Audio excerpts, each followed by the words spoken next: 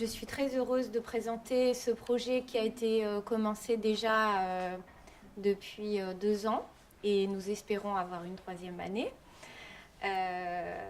Donc avec Antonella Romano du Centre Alexandre Coiré, dont il a déjà été question précédemment, et qui n'a pas pu donc se joindre à nous aujourd'hui. Donc je voudrais aussi remercier bien sûr le LabEx Aztec qui nous a fourni un cadre institutionnel et un financement, et j'espère le démontrer au fil de cet exposé, bien au-delà d'un simple financement et d'un simple cadre. Donc la connexion avec le LabEx Aztec se fait essentiellement à travers les deux axes 4 et 6, donc techniques intellectuelles et spirituelles et monde savant. Alors disons que je présuppose que cette inscription du projet Homologicus dans ses actes, disons, va plus ou moins de soi, enfin peut apparaître relativement facile à comprendre au regard de l'importance pédagogique, intellectuelle et institutionnelle de la logique comme propédeutique générale au savoir universitaire et peut-être même à d'autres savoirs et à d'autres savoir-faire, comme la pastorale, la prédication et puis aussi les pratiques administratives par exemple. Voilà, donc je ne commente pas plus avant.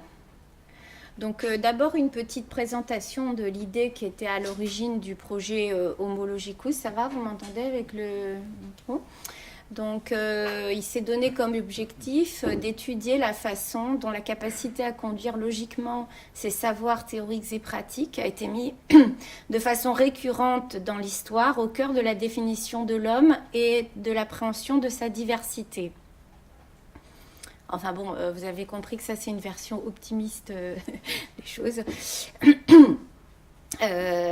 Il s'intéresse ainsi à la façon dont la logique et la question des délimitations de l'humain ont interagi dans l'histoire des discours sur le proprement humain, les limites envisagées étant ici aussi bien internes, donc les enfants, les femmes, les débiles mentaux, les barbares, les esclaves, intermédiaires, donc la limite homme-animal, et plus exactement homme-singe, parce que c'est surtout ça qui nous intéresse, à mes limites avec les dieux et les anges, avec les machines et les robots, et les limites intermédiaires, c'est-à-dire les races inférieures, les peuples primitifs, les sauvages, les pygmées, donc les pygmées qui étaient en fait les singes sans queue, ou les pygmées, enfin c'est un peu chez Albert le Grand, les monstres, etc.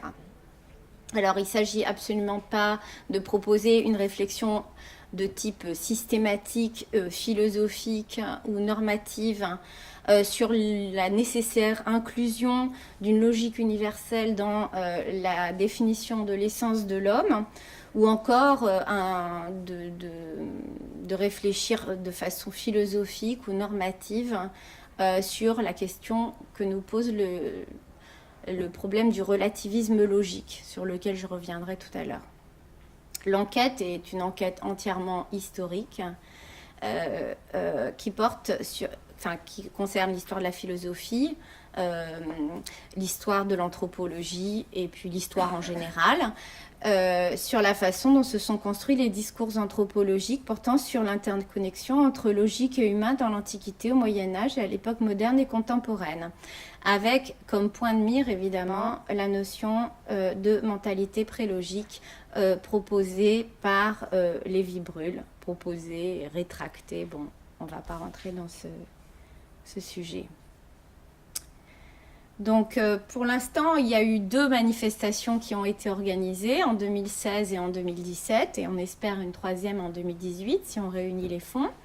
Donc le premier colloque s'est tenu à Florence sur le thème Logic at the Edges of Humanity, à l'Institut européen, avec le soutien de l'Institut européen et puis de nos partenaires aztèques. Le deuxième colloque donc s'est tenu en juin dernier à Paris sur un thème un peu plus restreint, l'enfance de la logique et les logiques natives, avec nos partenaires habituels et le soutien de la chaire Histoire de la philosophie au Moyen-Âge d'Alain de Libera. Et nous avons prévu une troisième rencontre qui est un peu une sorte d'élargissement encore du projet sur le thème anthropologie et sociologie de la logique passé et présent. Alors, comme c'est un projet quand même un petit peu expérimental, je vous ai mis sur les slides le programme pour que vous ayez une petite idée un peu de la variété des thèmes qui ont pu être abordés autour de ce thème. De l'histoire de la logique à l'histoire de l'anthropologie. On a même un spécialiste un primatologue et un préhistorien, pardon, qui a fait une histoire intellectuelle de l'homme préhistorique. Voilà, donc c'était très, très varié, voilà. Et donc, je voudrais dire quelques mots sur l'introduction que j'avais faite à ce moment-là pour la première rencontre de Homo Logicus. Je voudrais juste reprendre un thème que j'avais abordé quand j'avais expliqué en fait pourquoi j'avais réuni tous ces spécialistes autour de ce thème. C'est la notion de logique naturelle. Parce que je crois que c'est vraiment un thème absolument fondamental et qui est un peu le fil rouge de tout ce projet. Donc la notion de logique naturelle, c'est un thème qui apparaît de façon explicite dans les histoires de la logique et les logiques générales à partir de la fin du Moyen-Âge et de la Renaissance et qui court tout le long de l'époque moderne. Donc, de même qu'on distingue logica utens, logica docens, que toutes les interrogations traditionnelles, est-ce que la logique est une partie de la philosophie ou pas, est-ce que c'est une science ou pas, etc. Toute cette philosophie de la logique qui occupe tous les prologues des logiques de l'époque du Moyen-Âge et de l'époque moderne, arrive cette distinction entre logique naturelle et logique artificielle qui prend sa place dans ces prologues. Mais je pense que de façon assez facile à démontrer, c'est une thématique qui en fait commence avec Albert le Grand et qui est inspirée, même si ça ne s'appelle pas exactement logique naturelle, mais c'est assez facile à repérer et c'est directement inspiré des conceptions de la logique transmises par Avicenne. Donc l'intérêt pour l'historien de la logique qui a affaire à des logiques artificielles la plupart du temps, c'est que dans l'époque médiévale, jusqu'à un certain point, bien sûr on distingue logique naturelle et logique artificielle, mais la logique artificielle, c'est très clair avec Albert le Grand et puis c'est très clair avec Thomas d'Aquin qui divise la logique selon les actes spontanés en fait de l'intellect, appréhension simple, combinaison des appréhensions simples, combinaison des combinaisons, et toute la logique est en fait un perfectionnement de ces capacités naturelles de l'intellect. On conçoit un rapport en fait de perfectionnement naturel, si j'ose dire, entre la logique artificielle et la logique naturelle. Donc la logique aristotélicienne, en fait, n'est que le perfectionnement technique de la logique naturelle.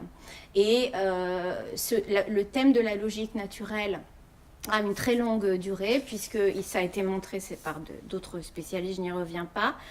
Elle se perpétue dans la thématique du common sense, du sens commun à l'époque moderne, et aussi la notion de saine raison, par exemple chez Kant. Mais la différence très importante qui intervient entre-temps, c'est qu'à partir de la Renaissance, avec la critique de la logique scolastique et de la logique aristotélicienne, émerge l'idée que la logique naturelle n'est pas forcément le perfectionnement de la logique naturelle, et qu'au contraire même il peut en être en fait la destruction. Donc c'est tout le thème de la destruction des esprits des jeunes par la logique scolastique qu'on retrouve à la Renaissance, de cette déformation en fait de l'esprit des jeunes gens par cette formation totalement artificielle et vaine qui est la logique scolastique.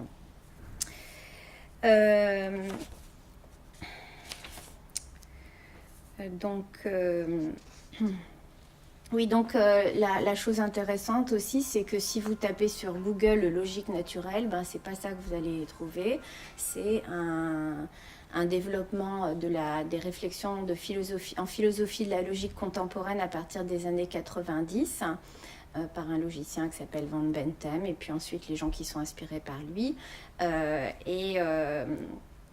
Et en fait, il a voulu faire une histoire de la logique naturelle, donc la logique naturelle en un sens contemporain, et il n'a absolument pas connecté son histoire naturelle avec le fait que les logiciens eux-mêmes se définissaient comme proposant un perfectionnement de la logique naturelle. Donc il y a une connexion en fait évidente entre la notion contemporaine de logique naturelle et la notion ancienne et moderne de logique naturelle, et une connexion aussi assez intéressante, j'ai trouvé assez savoureuse, avec la question d'une histoire universelle de la logique à défaut d'une histoire globale, parce que Van Benten par exemple donne comme argument, c'est assez savoureux, comme argument à l'idée que la logique naturelle est bien universelle, que bien les logiques chinoises et les logiques indiennes ont développé exactement les mêmes schèmes inférentiels que la logique traditionnelle occidentale. Voilà.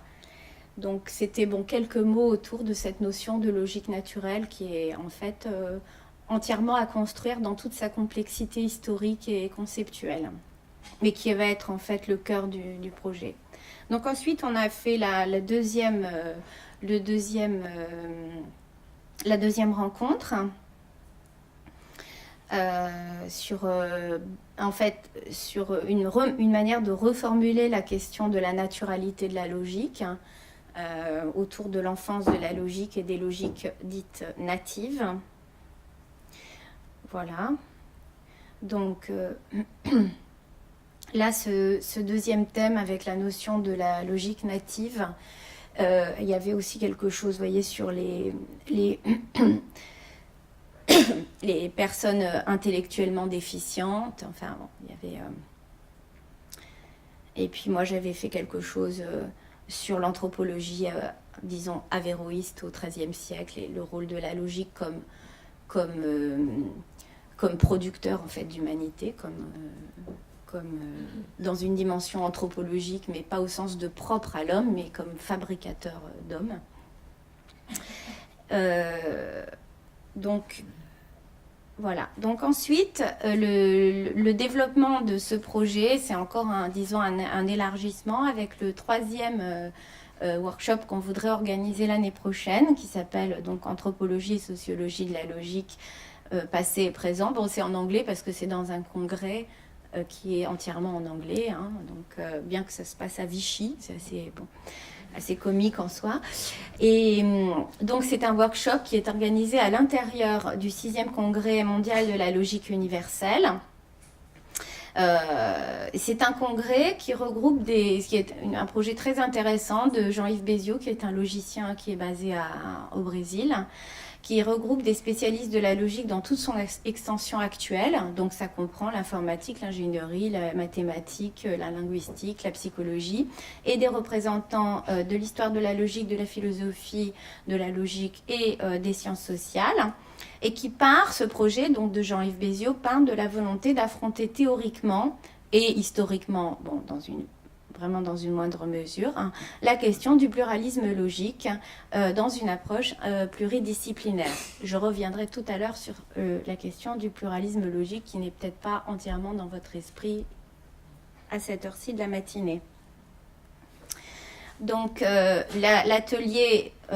cet atelier, mais en fait comme le projet Homologicus en général, s'est donné comme objectif, à front renversé d'une approche purement théorique de la logique, d'étudier de façon contemporaine et historique la variété des pratiques logiques au sein des sociétés humaines.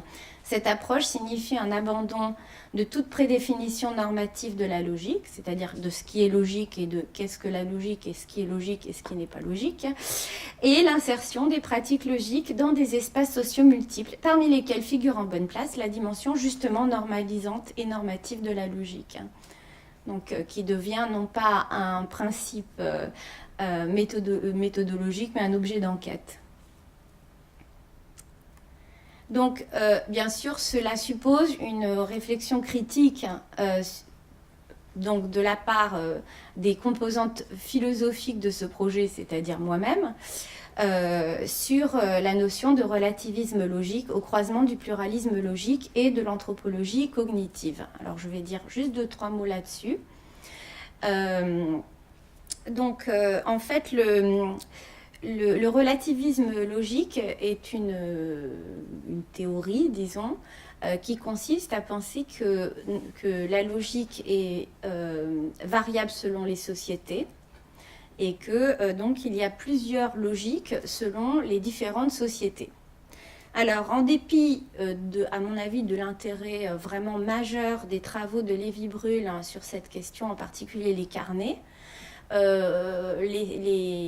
cette question a émergé à partir des années 60 et elle s'est fondée plutôt que sur Lévy-Bruhl, sur Evans Pritchard et sur la manière dont il a expliqué les inférences, comment les inférences étaient faites chez les Azandés, le peuple qu'il a étudié, et donc a émergé comme ça le thème de la logique des Azandés. Donc, qui serait éventuellement différente de la nôtre, d'où le terme de relativisme logique qui, vous en doutez, ferait vraiment dresser les cheveux sur la tête de n'importe quel logicien patenté. Cette notion de relativisme logique a rencontré en partie la question du pluralisme logique. Pourquoi ? Parce que à partir du début du XXe siècle, c'est-à-dire au moment même où ce qu'on va appeler la logique standard, la logique classique va commencer à s'imposer, en réalité elle est déjà périmée entre guillemets par tout un ensemble de découvertes de logique dites non classiques, de logique alternative, de logique trivalente donc il y a tout un ensemble de découvertes de logique qui vont ensuite se multiplier. Donc on parle maintenant, d'où le livre par exemple de Susan Axe qui est très connu, qui s'appelle Philosophy of Logics.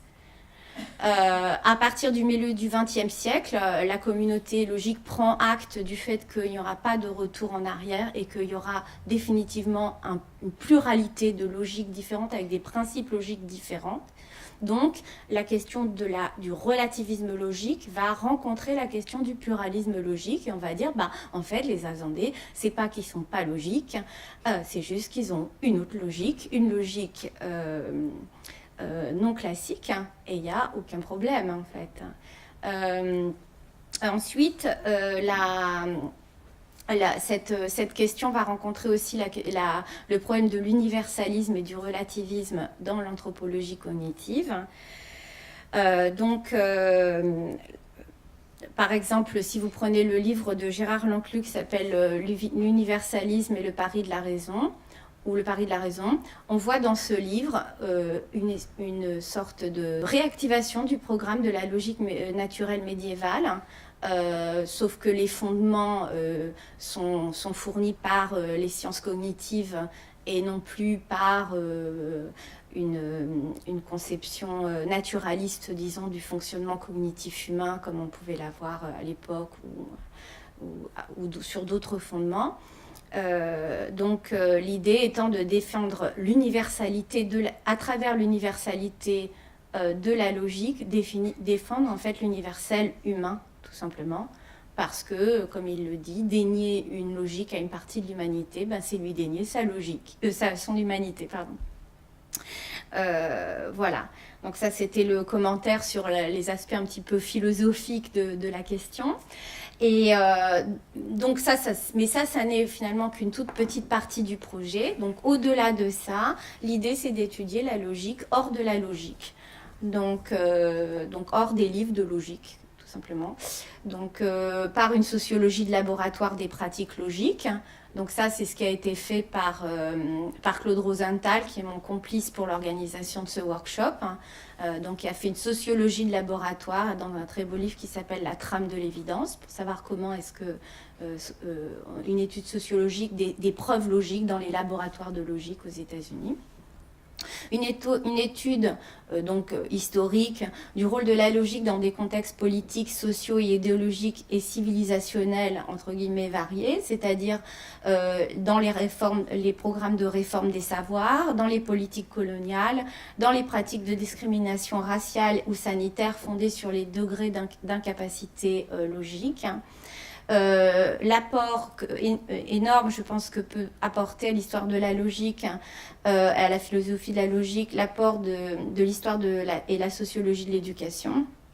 Une approche critique aussi, par exemple, venant de l'histoire des sciences, de l'histoire de la notion de révolution logique, donc s'appliquerait à la révolution frégéenne qui aurait complètement changé la face du monde à la toute fin du 19e siècle, ou même le thème du déclin de la logique scolastique. Tout ça est à revoir de façon critique avec des nouvelles méthodes qui utilisent l'apport de l'histoire sociale des sciences. Et enfin, un autre point qui est plutôt ça, mon apport propre, une relecture critique des histoires générales de la logique qui ont été écrites jusqu'ici. Voilà. Alors, pour terminer, je voudrais replacer le projet... J'ai encore 1 minute ou pas ? Le projet Homologicus dans son environnement intellectuel et aussi institutionnel, bien sûr. Donc, en fait, il serait vraiment, on va dire, ça serait vraiment de la rhétorique institutionnelle pure de dire que ce projet est né et a été conçu grâce à STEC, puisqu'en réalité, j'ai commencé à le mûrir un petit peu en amont, mais il a vraiment pris forme quand même grâce à ce cadre qu'offre Aztec de permettre à une historienne de la logique, on va dire pur sucre, de travailler avec une historienne des sciences et avec des sociologues, avec des anthropologues.